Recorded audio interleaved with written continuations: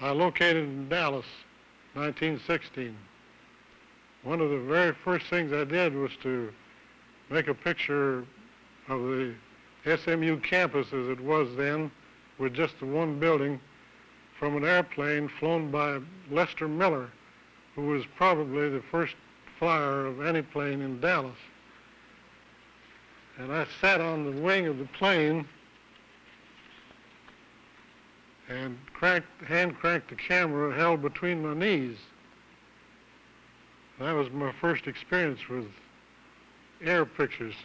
One of the things that really got me into the film business in Dallas was making a Times Herald Palace newsreel every week.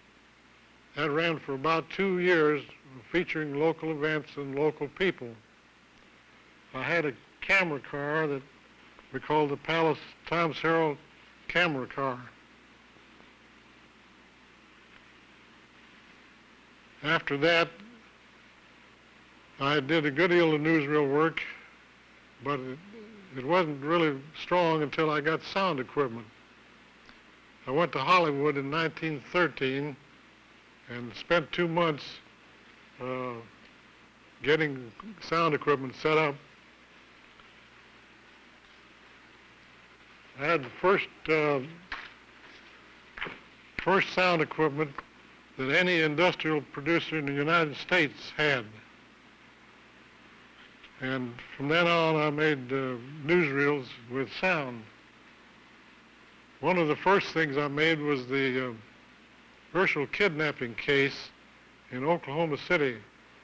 He was a big oil man and was kidnapped by Harvey Bailey and Machine Gun Kelly.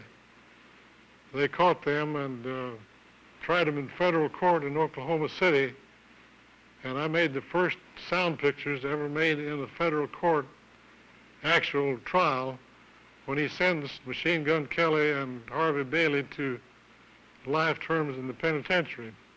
This is a picture of the Harris Theater on 42nd Street in New York City, where they ran it the first time on a matinee, and the gangsters came in and told them they couldn't run that film, and believe me, they wouldn't run it. Then a little later, I shot the Clyde Barrow and Bonnie Parker story. I made a one-reel feature of that and showed the funeral. I made pictures from a 16mm film that Bob Alcorn and Ted Hinton had made with a 16mm camera. It's been quite satisfying to see the growth of the film business.